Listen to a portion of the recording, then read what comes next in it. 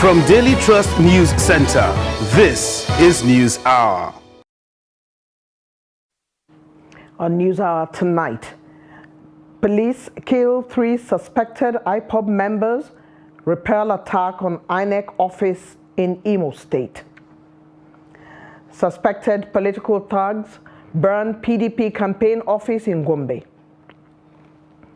Black marketers take over Jos as fuel scarcity bites harder. And on the foreign scene, Guinea's ex-military leader denies role in 2009 stadium massacre. Hello and welcome to Trust News Hour tonight. I am Eugenia Abu. We begin with security. Police in Imo State said 3 suspected members of the outlawed indigenous people of Biafra have been killed during an attack on Independent National Electoral Commission office in Owerri, the state capital. Police also said some of the attackers have been arrested. Here's that report.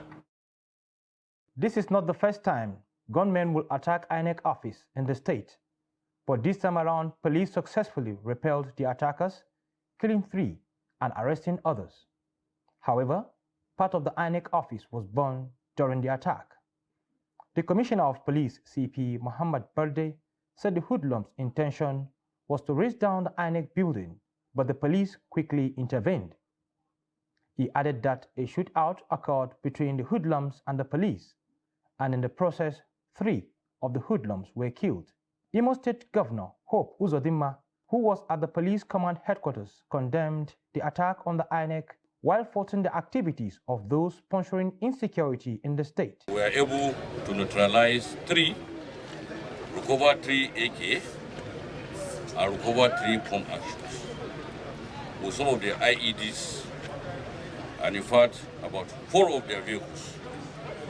So these are the 3 being neutralized. Now we don't stop there. We now went ahead again.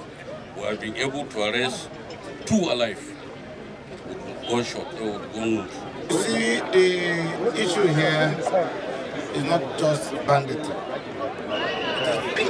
Trying to understand the motive behind the action and why is INEC the target. And if you collaborate this with events of the past, where I have continuously said that what is happening in Imo State is politically contrived. Some people who think that they can win elections, yet they don't want elections. How would they then win?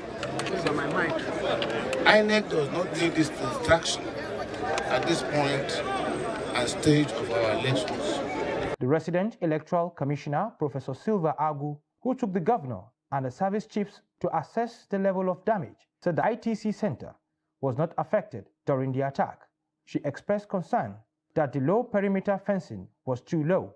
Then the media house was also attacked. Then accounts office was attacked. Then some of our vehicles, you can see the 2 of them here, burnt down, burnt. Then some of them, the glasses broke on the windscreen broke on. The governor, reacting to the development, assured the commission of fixing the damaged parts and the perimeter fencing as well. INEC, in a statement, said none of its critical election materials was destroyed in the latest attack on its Owerri office. In another development, Ebonyi State residents ran for their lives on Monday when gunmen suspected to be members of the indigenous peoples of Biafra IPOB invaded Abakaliki, capital of the state. Markets, banks and filling stations, which opened earlier in the day, closed down as sounds of gunshot rent the air. The gunmen, who reportedly wore masks, raised a section of Ahia Ofu Market located along the Abakaliki-Enugu highway. The action of the group was said to be part of the enforcement of the 5-day sit-at-home order declared in the region. However, the police public relations officer in the state, Superintendent Chris Anyanwu, said there was no cause for alarm. Anyanwu, who said no one was killed in the incident, promised to give details later. The development comes after the head office of the Independent National Electoral Commission, INEC, was burnt in Imo State. Residents of Oka, Anambra State, are lamenting the rising cases of attacks in the southeast. They said the recent security crisis in the southeast region has taken a toll on businesses, political and social lives of the people. Here's that report. According to some residents, the attacks have affected the political, social, business and even religious lives of the people in the southeast, as their day-to-day activities have been restricted due to fear of what might happen at night. Everything concerning Southeast has been negligent, have been suffering negligent based on security and other things. You can see this is Christmas. Christmas is here. I know a lot of people are not coming, are not going to return because of insecurity. A lot of people that are supposed to return and see their people, you know, as Southeast sounds, the way they behave every season like this. Celebrating, people in diaspora need to come back home, then live with their parents, see their family, and go back. And you can see how everywhere is county. I'm not sure people are returning because of insecurity. So whoever that is doing this thing, God is watching. I am not even happy because maybe one or two people might be my relative tomorrow. Who knows who will be the next? Even here I am talking, I am no longer secured. It is very, very bad. I think the government, if they are sleeping, they should wake up, most especially the governors in Southeast. The attacks are still ongoing, but looking at what is going on or what is currently obtainable, I can say things are, the rate of the attack is seriously dropping. It is seriously dropping. So it behoves on the government to sustain the war against insecurity, and also if some of those who are behind these attacks have been caught, they should be questioned well to know what actually are their opinions or their reasons for spearheading or being part of these attacks. The police, they are putting their best. These are people's fathers now. These are the people that have families. How will you give them toy gun to go and face somebody with AK-47? They are doing their job. They are trying their best. But government should provide more harmonizations that will make them to carry out their job effectively and also increase their salary, because what they are doing, they are facing the risk, the greatest risk of this time. They are the one facing it, not giving them peanut money and also giving them toy guns to go and face those bandits carrying AK-47. They are shooting sporadically. Our police, they need to crack their gun before they release bullets. Effort to speak with the police public relations officer in Anambra State, Ikenga Tochukwu, on present security situation were unsuccessful. I'm still talking security. Suspected thugs have burnt structures at the campaign office of the governorship candidate of the People's Democratic Party, PDP, in Gombe State, Muhammad Jibrin Badde. Located opposite Presidential Lodge in Gombe GRA, Badde's media office was attacked in the early hours of Monday. Ibrahim Ismail now reports.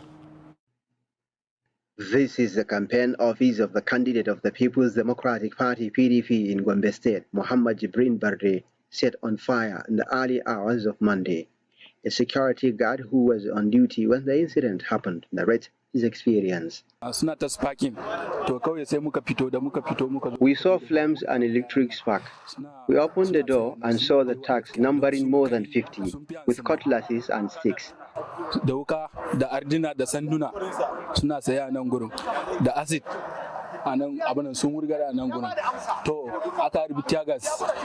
policeman was firing tear gas. He was tired and ran away. The thugs ran away when more police officers were deployed. In the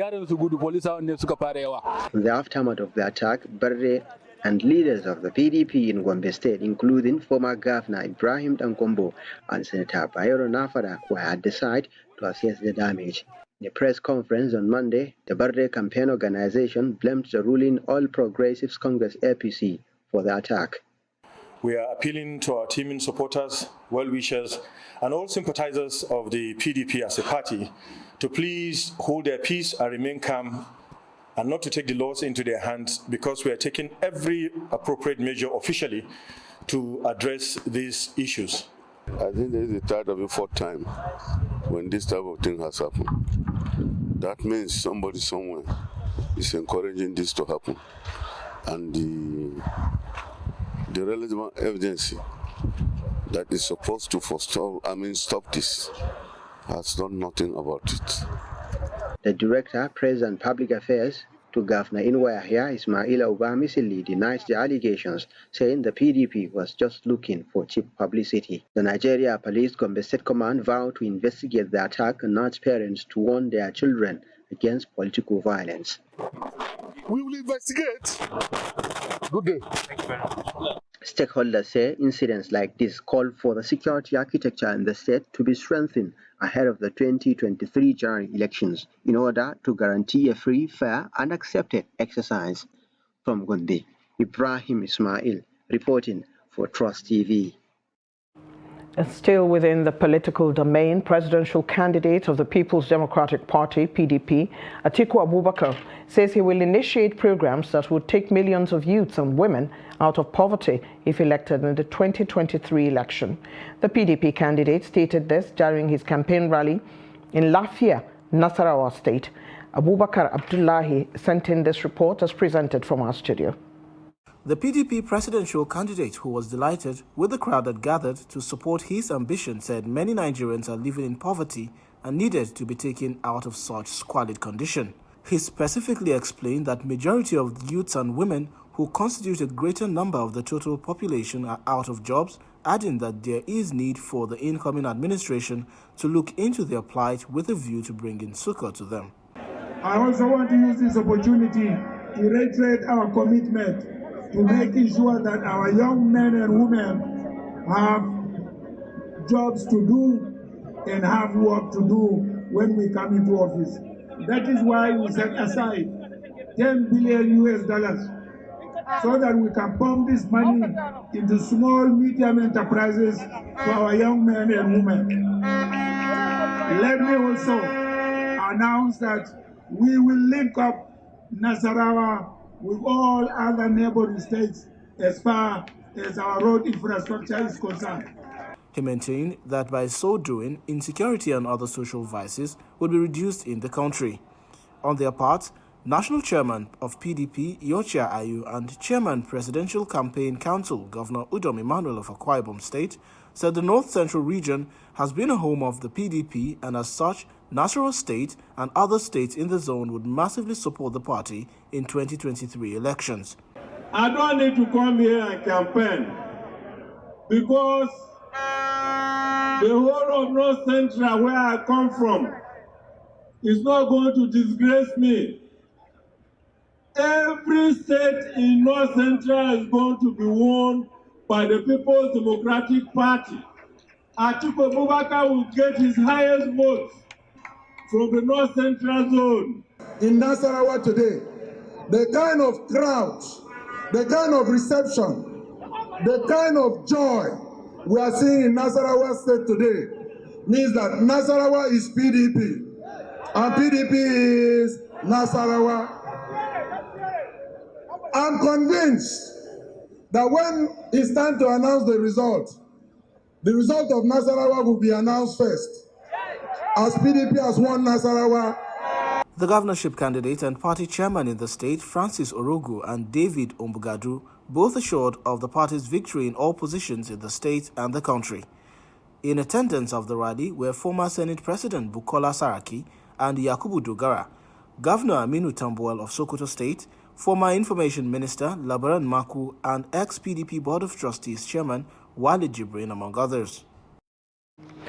In the meantime, some key players of the All Progressives Congress, APC, have commended the party's presidential candidate, Bola Tinubu, for his continuous grassroots consultations, saying it has brought him closer to Nigerians more than any other candidate.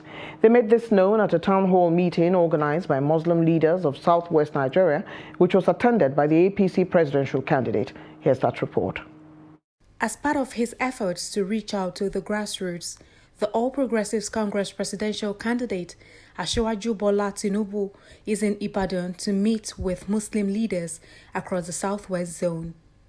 The meeting is an opportunity for him to engage Muslim leaders in southwest, listen to their demands, and tell them about his developmental plans for Nigeria. Supporters at the event believe that his continuous grassroots engagements is an indication of his nationwide acceptance by groups and individuals. Sincerely speaking, if you look at the attendance here, they are not rented couch. They are people from the grassroots, and they are from the 6 states of the Southwest. I'm sure within a few hours, the message here will go down to ordinary people. I want you to know the network the Muslims have. Within 2 polling units, you have more than 5 mosques. Then the question of development, the question of the economy, so the question of schools. I get it. That is what Asiwaju is addressing here today. I can see the crowd is not rented. Asiwaju Bola Ahmed Tinubu will address the leaders of the Southwest in the Muslim and will tell us his program. We believe in him. He has done it before. He has excelled as the governor of Lagos State. He's a discoverer of talent. He's a politician of tactics. He's an academia. We are happy. Some leaders of the Islamic group are hopeful that by honoring their invitation to come and listen to their demands, it will yield good results. I'm very happy to see today's program because this is the first time in Nigeria history that all Southwest Muslims are coming together to endorse one candidate. And since the inspection of Nigeria, we Muslims don't have this opportunity. Of Jagaban is a selected somebody from Almighty Allah, because in the family of Jagaban, we have Christian, we have Muslim. Even his wife is a pastor. Present at the event were top APC chieftains like the former Speaker of House of Representatives, Dimeji Bankole, Lagos State Deputy Governor Obafemi Hamzat, Oyo State gubernatorial candidate Taslim Folarin, and other top Muslim leaders. Zamfara State Governor Bello Matawalle has debunked the claim by the People's Democratic Party that the state government has connived with the police to arrest 2 chieftains of the party, sending them to prison without any concrete reason. He said anyone that has been arrested must have done something against the law, advising the party to ask the police why its chieftains in the state were arrested. The Zamfara State Governor said he is not a policeman or military officer, but a governor of a state, and he does not have the power to arrest anybody.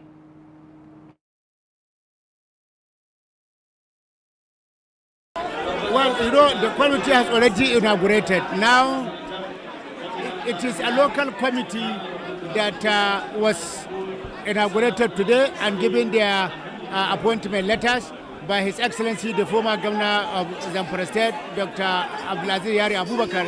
In fact, I'm just here just to witness what has been done, and I saw the work that they have done within a limited time, which is well commendable for the job well done that they have done. And I charge them to be well vigilant, because this politics is not something of do or die.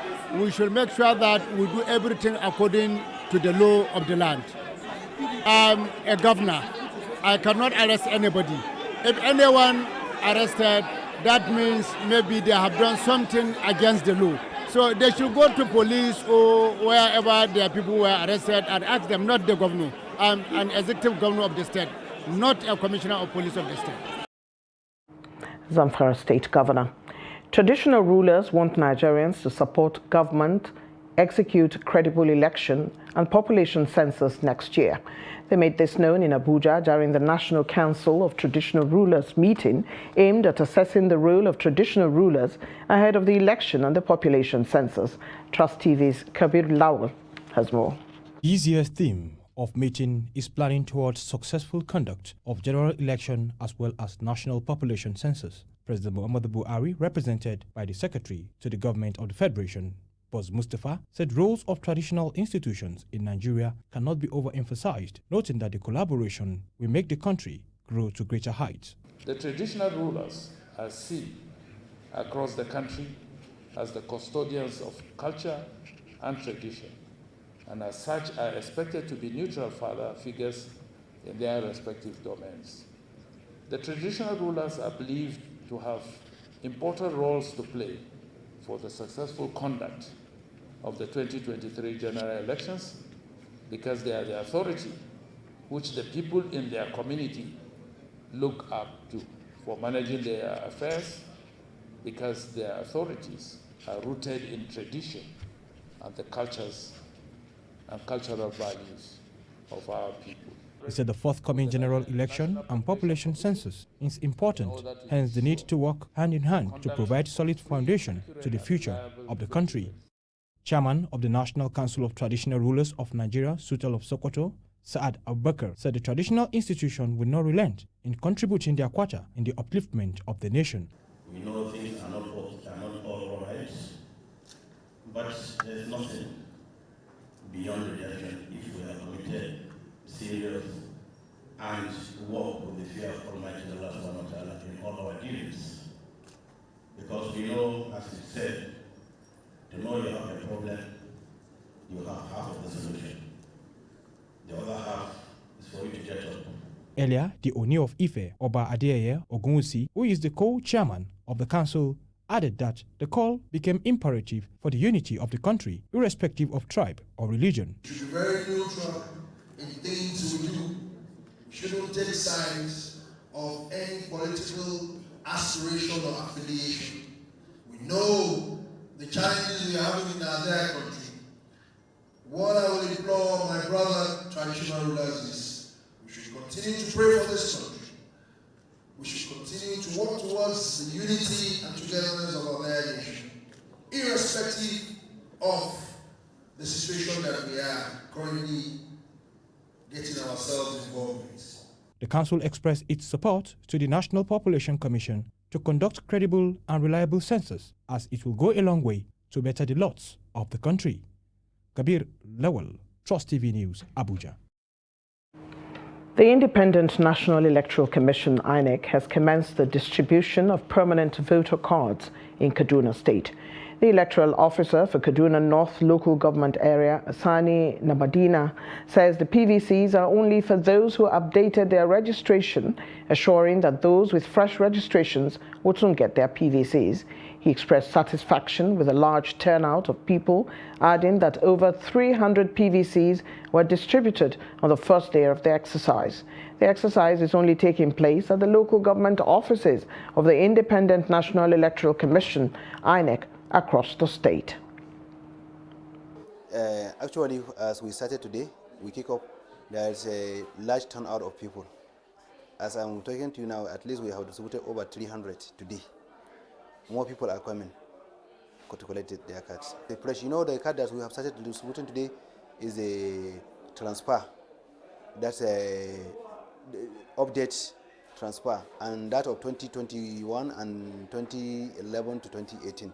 That's what we are so far distributing. So who did the fresh one is on the way coming, and they are coming too. The card we received about 11,148 in Kaduna.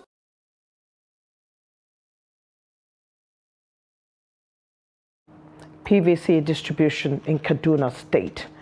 Away from the 2023 election preparations now, we go to Niger State, where pensioners are protesting the non-payment of pensions and gratuities in the past 7 years at the government house. The pensioners went to the government house with mats, pillows, buckets and other personal belongings to occupy the gate until their pensions are paid. The pensioners protested the unpaid pensions and gratuities twice before the latest incident. They blocked the government house gate with guests on the ground for the swearing in of the local government chairman, not allowed into the venue. They accused the government of being insensitive to their plight for the past 7 years, while describing the several screening and disbursements of pensions as a scam. The newly elected president of the Miyetti Allah Cattle Breeders Association of Nigeria, Baba Usman Ngilzarma, has asked the federal government to commence development of abandoned grazing reserves as a way of ending frequent clashes between farmers and herders in the country. Ngilzarma made the call in Damaturu, the Yobe state capital, during a courtesy call on Governor Mai Malabuni. He revealed his 4-point agenda that would minimize the conflict between farmers and herders.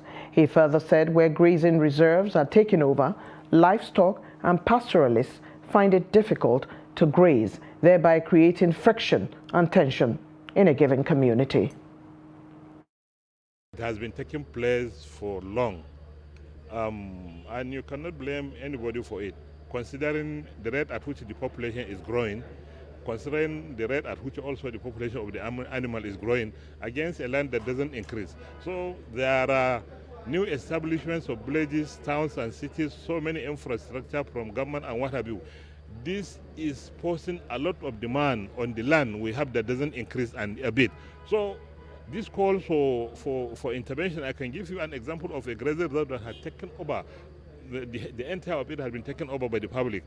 Go to Nasarawa State, go and observe the Kiana grazer reserve today. It has been 90% of Kiana grazer reserve has been taken over by settlement.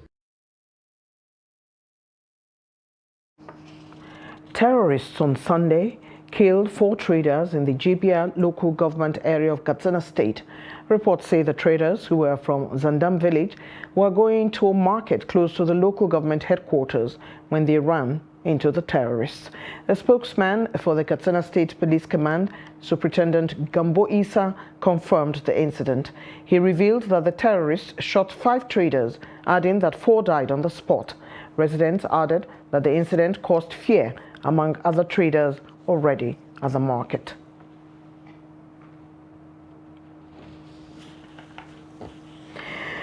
You're watching News Hour on Trust TV.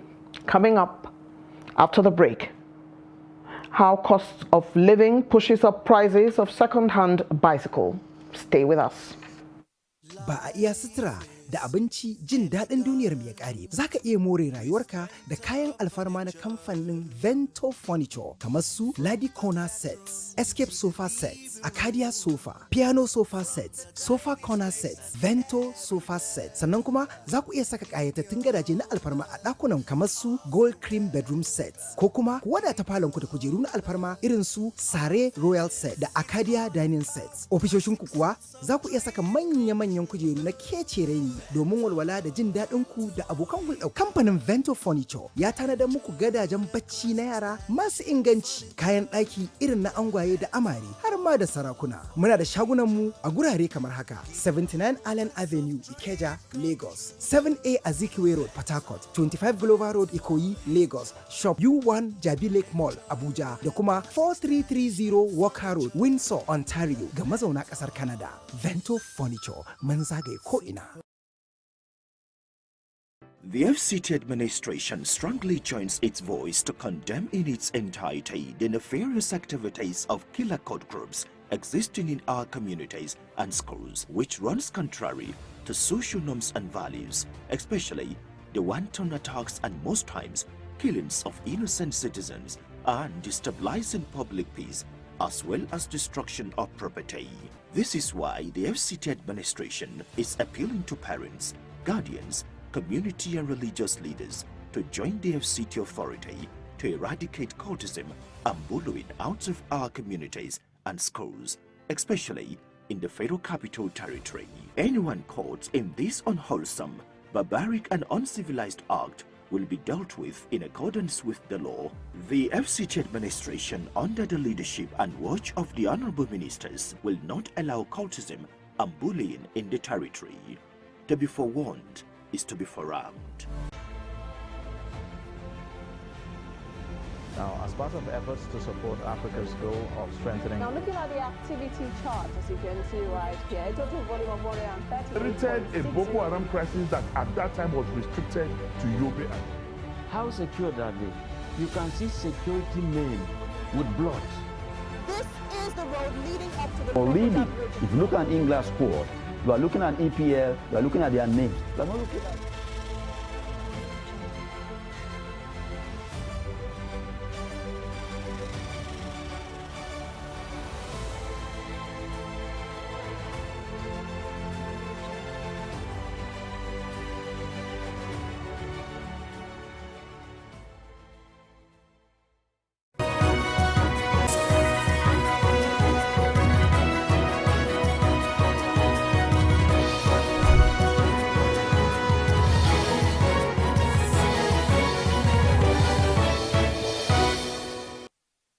Welcome back.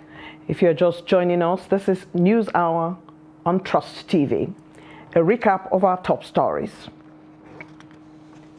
Police kill 3 suspected IPOB members, repel attack on INEC office in Imo State. And suspected political thugs burned PDP campaign office in Gombe. Moving now to other news, black marketers are taking over Jos, the Plateau State capital, as fuel scarcity hits the state. Trust TV's Ado Musa reports that all of the filling stations within the state capital is dispensing the product. I'll take that again. None of the filling stations in the state capital is dispersing the product, a development that has led black marketers to hike the price of petrol per gallon. Here's that report. Although none of the filling stations visited was seen selling the product, black marketers are seen cashing in on the situation by selling in jerrycans and gallons along major roads and streets. They are selling at 1,800 per gallon of 4 litre, as some of the filling stations visited were empty, with only pump attendants seen moving around, probably waiting for the supply of the product.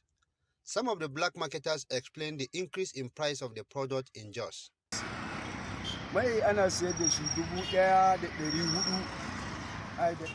We buy a gallon from filling stations at the rate of 1,600 naira and sell it 1,800 naira. We are not making much profit. We have nothing to do than to sell it at that price, because before we buy it from the filling stations, we have to bribe some people.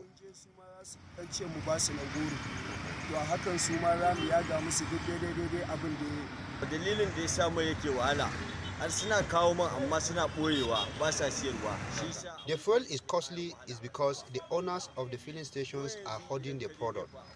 Even when they bring it, they hoard it and increase the price before they sell it. They hoard the fuel in most of their garages. Residents in Jos are continuing to lament the hike in the price of the fuel, which they said has also led to an increase in transport fares within and outside the city. Ado Musa, Trust TV News, Jos. From our correspondent in Jos, we go to Ogun State, where a tanker exploded on Sunday, killing one person and injuring another along Shagamu-Jebode Expressway. Federal Road Safety Corps FRSC spokesperson Florence Okwe said the accident involved the tanker and 2 men. According to Okwe, the injured victim had been taken away by a Good Samaritan before the arrival of FRSC operatives.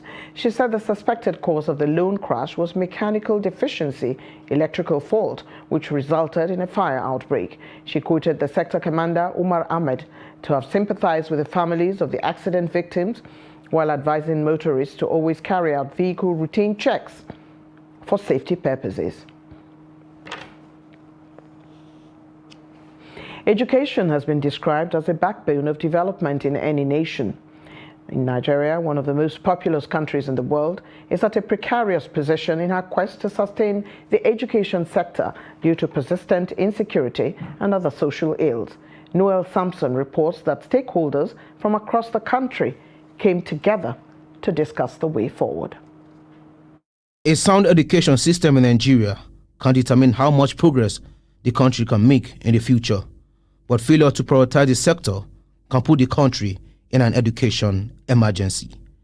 Stakeholders in the education sector, we came together to discuss on how to revive this sector, express concern over lack of commitment and the way politicians are handling the education sector, despite giving it highest allocation of funds. It's high time to begin to set an education agenda for the country moving forward to 2023. We are all witness to the fact that there's a lot of challenges facing the educational sector. And so this meeting is to discuss how we can come up with strategies to transform the educational sector to ensure that it responds to the needs of boys and girls, and then also it is resilient to face the challenges ongoing in the 21st century. This event is actually held with media practitioners to ensure that we are creating a voice for education in Nigeria ahead of the 2023 elections. The individual manifesto, they have, like political party manifesto, they have a component that states education and what they want to do. So what we want to do with this manifesto is engage with them, interact with them, and get their commitment, either through their signature, either through endorsing it and I would say adopting that this is what they would want to do with education. This way, we get, a valid reason to ensure that when they are in office, we can come back with our faces and say, remember this conversation and this is what you promised us. So it is just like a line to have them, sign it, or to have them even, I would say, agree to what is in the manifesto and commit to implementing it overall. It is evident that with the neglect or near total collapse of education in Nigeria, the future of the country may be uncertain. Noel Samson, Trust TV News, Abuja. The federal government, through the Ministry of Science, Technology and Innovation, says it has created about 1 million jobs, contributing meaningfully to the gross domestic product of a country over the past 7 years. The Minister of Science, Technology and Innovation, Olorunbe Mamora, who disclosed this at a briefing in Abuja, noted this was part of the strategic implementation of policies geared towards realizing the Buhari administration's promise to take 100 million Nigerians out of poverty in the next 10 years. Here's that report. At the briefing, the Minister of Information and Culture, Lai Mohammed, re-echoed the danger fake news and disinformation poses to nation building. Mohammed, who noted as false the recent report on Nigeria's military running a secret mass abortion program in the war against Boko Haram, added that it was a ploy to demoralize and distract the fighting forces, as well as a strategy to set the world against Nigeria and cut off support that is critical to crushing terrorists. We know that our military operations in the Northeast are not arbitrary, but based on the military's standard operating procedure and the rules of engagement, among others. When any proven infraction or criminal act has been committed by any soldier, the law has always taken its course. But it is beyond the pale and downright dangerous to accuse a nation's military without any verifiable evidence of massive illegal abortions and infanticide. Meanwhile, the Minister of Science, Technology and Innovation, Olorunimbe Mamora, while highlighting the key achievements of the ministry from 2015 through 2022, said it had invested in job creations, made inventions in areas of Medicare, food security, energy and power, manufacturing and business, national defense and internal security. Been able to create about 1 million and yes, job opportunities from what we are getting from the national planning. I do know that there is a drug anti-cycling agent that has been acknowledged globally. The snake venom, which has also been acknowledged globally.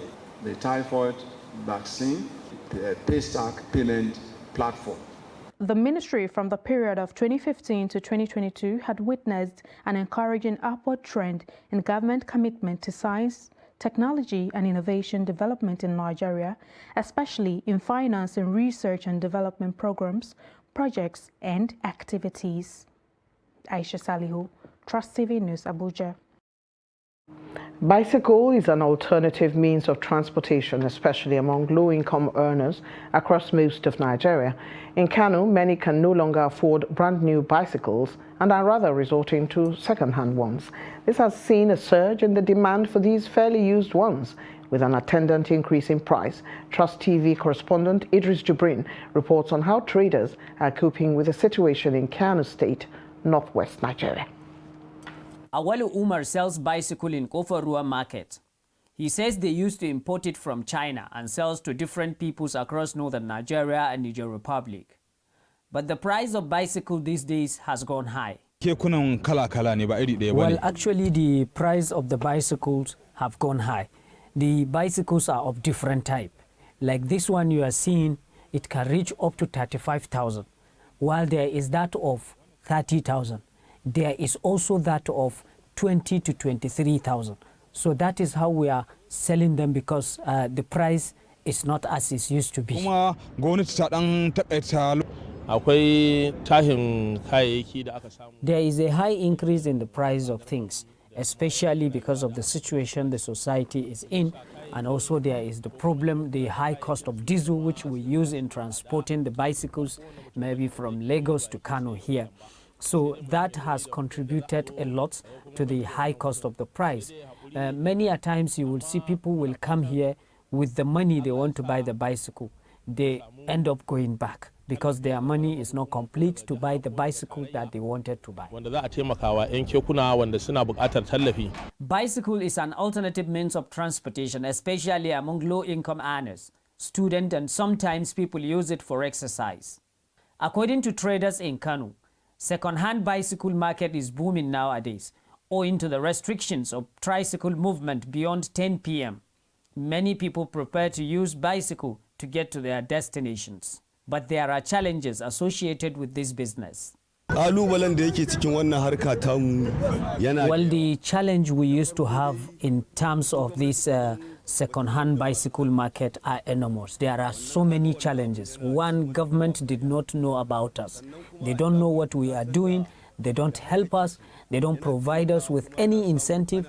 Whatever you see us doing here in this market, we are doing it on our own without the help of any government officials or any government agency. So that is why sometimes the prices of the bicycle tend to go higher than we anticipate. For those involved in this trade, the market is contributing significantly to revenue generation and provision of employment to many that requires government intervention for sustainability. Idris Jubrin, Trust TV News, Kano.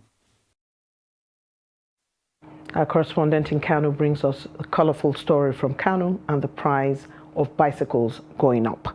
You're watching News Hour on Trust TV. We'll be back after the break. Stay.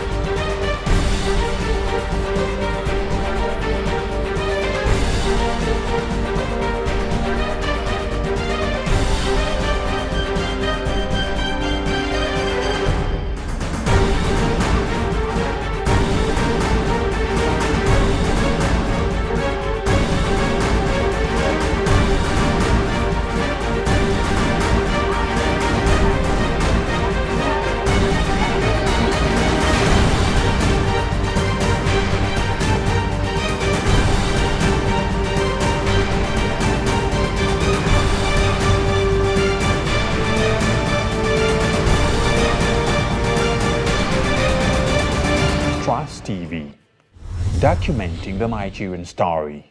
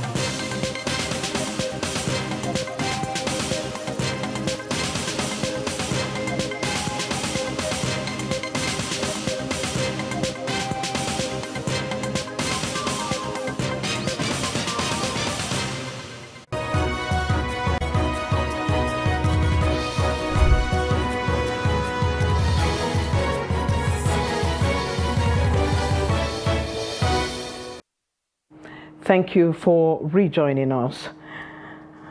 Earlier on News Hour, we brought you a story of rising cost of bicycles in Kano State. Time now to join Chamun Dabeng for business news.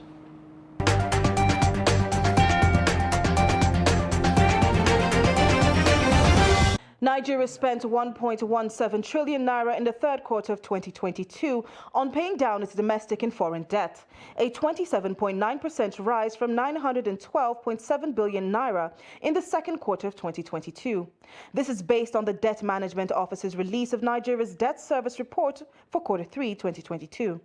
According to the report's breakdown, 346.43 billion naira was spent on costs related to repaying international debt, while 820.59 billion naira was used to pay for domestic loans. Nigeria's overall debt stock decreased from $103.31 billion in June 2022 to $101.91 billion as of the end of September 2022. On the other hand, when expressed in local currency, the overall debt stock increased to 44.06 trillion naira from 42.85 trillion naira as of the previous quarter. This is a result of the official market's local currency depreciating versus the dollar. The federal government underperformed by 36.3% compared to the 6.65 trillion naira prorated budget for the period, bringing its total revenue to 4.23 trillion naira. Additionally, compared to the 5.49 trillion naira predicted revenue, the government retained revenue underperformed by 33.3%, coming in at 3.67 trillion naira instead. In order to completely turn around the Nigerian economy, female mining professionals have advocated for effective development and administration of the nation's solid mineral sector. According to the Women in Mining in Nigeria, the industry may lead to social development and employment prospects for many people with sound development and management methods. They continued by saying that more women participating in the industry would be beneficial. According to the professionals' advice to the federal government, this may be accomplished by establishing responsible mining laws based on the values of good governance, sustainability, equity, and fairness. To ensure that its citizens have better means of subsistence, Nigeria should close the gender gap and increase its wealth. They also recommended that companies be set up in the mining industry to function as investors and lessen the financial burden on women working in the extractives industry. Due to the oil market's sporadic compliance, the situation appears to have improved in many parts of Nigeria. More than 48 hours after the Department of State Services, DSS, gave all stakeholders in the fuel supply chain the option of restoring the regular supply of petroleum products at the officially approved rate across the nation or prepare to face the consequences of their actions. The Association of Distributors and Transporters of Petroleum Products, ADITOP, announced at the time that it had given nationwide authority to its depot chairman to work with the DSS to address the nation's fuel problems. However, inspections in Lagos and Abuja revealed that several large retailers had closed their doors, while a small number of them had opened and were selling at the standard price of 169 naira and 180 naira per litre. In many other states around the nation, the situation has stayed the same. That's all for Business News. I am Chamun Dabeng.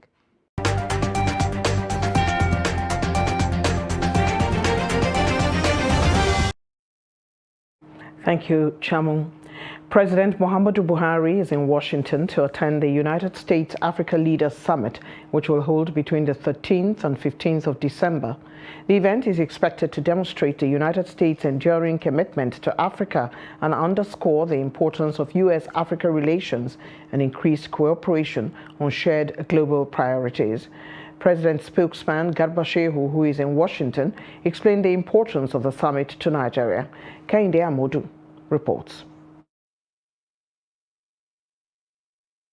The presidential jet NAF 001 bearing President Muhammadu Buhari touches down in Washington ahead of his participation of a high-level meeting, which is at the instance of U.S. President Joe Biden.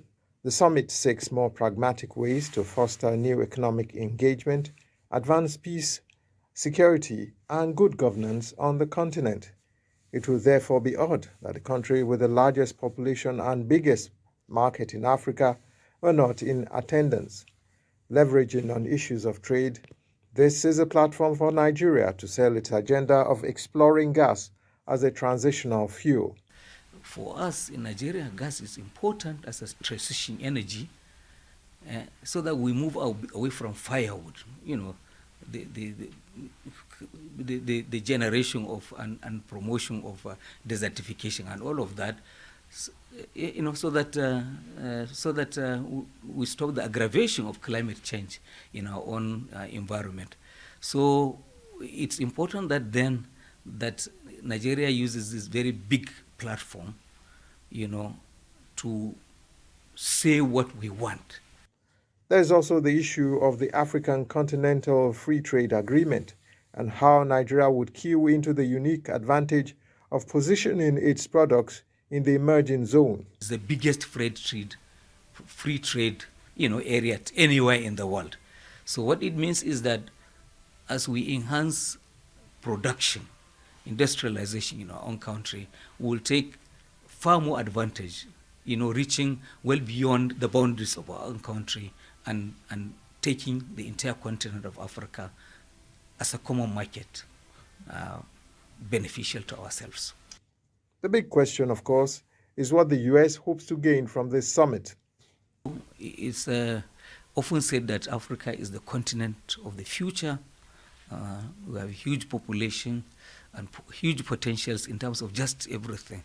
So nobody wants to be left out. And so the United States, obviously, by President Biden, by calling this summit, the idea is to strengthen, the vision jointly formulated by Africa and the United States that is beneficial to the two sides, so that together we march forward. On the sidelines of the summit, the Corporate Council of Africa will host the Nigerian delegation to a U.S.-Nigerian Business and Investment Forum Business Roundtable, during which Nigerian organizations and businesses are expected to sign agreements with their American counterparts. Tracking the president in Washington, Kehinde Amudu, Trust TV News. On the international scene, Guinea's ex-military leader Moussa Dadis Camara on Monday denied charges that he was responsible for a 2009 stadium massacre as he took the stand for the first time in a long-awaited trial. Camara was the ruler of Guinea when more than 150 people were killed during a pro-democracy rally on September 28, 2009. Tens of thousands of people had gathered at a stadium in Conakry to press him not to stand in a presidential election the following year. Many were shot, stabbed, beaten or crushed. In a stampede, the security forces fired tear gas and charged the stadium. An unknown number of women were also raped, according to human rights groups and survivors. Camara is among 11 men on trial accused of orchestrating the massacre and facing a series of charges, including murder, rape, torture, and assault. West Midlands Police say 3 boys aged 8, 10, and 11 have died, and another boy remains in critical condition after they fell into an icy lake near Birmingham, central England. The 3 boys tragically died after falling into the lake at Babs Mill Park in Solihull Sunday afternoon. The boys suffered cardiac arrest and were rushed to hospital after being pulled from the water. Police say searches of the lake are continuing as they seek to establish exactly what happened and if anyone else fell into the water. The incident came as the UK was hit by heavy snow and freezing conditions, causing major travel disruptions on the eve of a national rail strike Tuesday that was already expected to bring the country to a grinding halt. And in sports, Nigeria's only representatives in continental club football competition this year, Rivers United, have been drawn in Group B of the CAF Confederation Cup. Drawn into the group alongside the Nigerian League champions are ASEC Mimosa of Ivory Coast, Devils Noah of the Republic of Congo, and DC Motemba Pembe of the Democratic Republic of Congo. In Group A, USM Alger of Algeria will compete for the top spot with Marumo Gallants, South Africa, Al-Aqda, Liberia, and St. Eloi Lupopo of the Republic of Congo. Pyramids, Egypt, Ascokara of Togo, Future of Egypt, and FAR Rabat, Morocco, will slug it out in Group C. While in Group D, TP Mazembe of the Democratic Republic of Congo, US Monastir, Tunisia, Young Africans, Tanzania, and Real Bamako of Mali will battle for the top spots. Match days for the group stage are February 12th, 19th, and 26th, as well as March 9th and 19th, and April 2nd. Only group winners and runners-up qualify for the quarterfinals. It's time now to join Adeni Ajishafe for more sports news.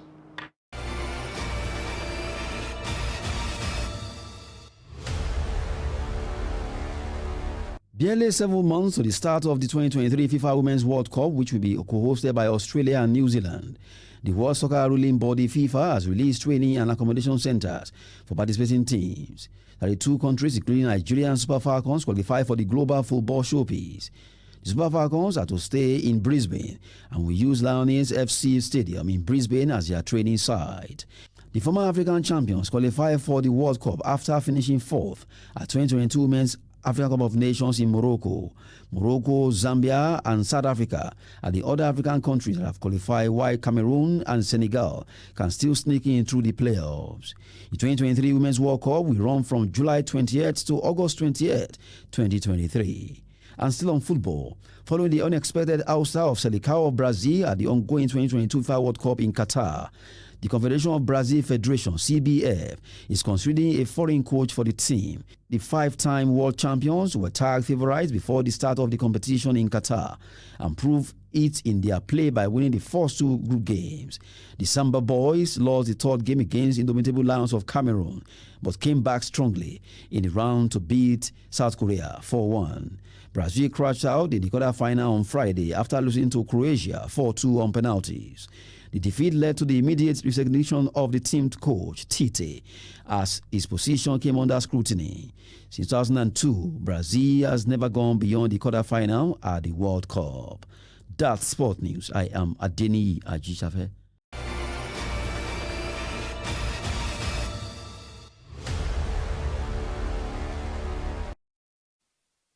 Surprises and World Cup fever across the world. Thank you, Adeni. And with that, we have come to the end of Trust TV News Hour tonight. Don't forget to follow us across all our media platforms. I am Eugenia Abu. We thank you for watching.